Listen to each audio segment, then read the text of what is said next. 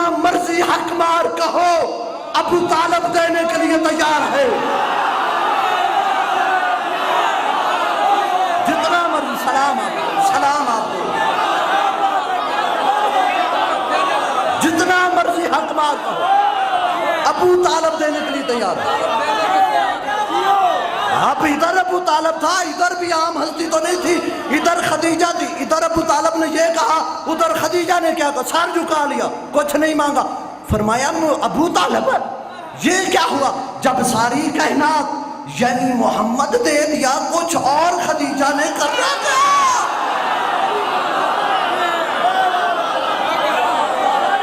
اپنی مرضی سے، اپنی مرضی سے 5000 دینار، درہم نہیں،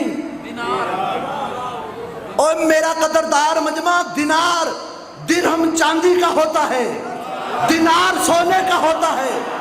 5000 دینار، اس وقت ایک دینار 3 تولے کا تھا، اور شیعہ ابو طالب کی محبت رکھنے والا 3 کو 5 سے ضرب دو، کتنا بنا؟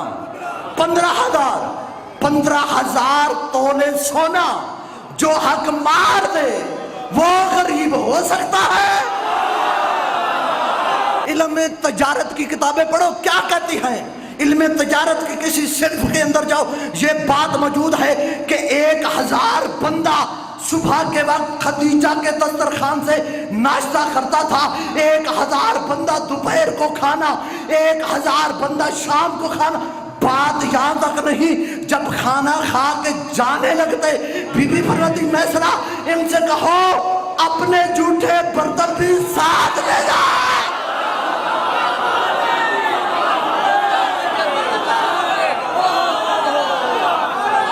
یہ جب 5 وقت کی اذان ہے نا، یہ اذان نہیں، اسلام کے کشکول میں خدیجہ کے سکوں کی کھنک ہے۔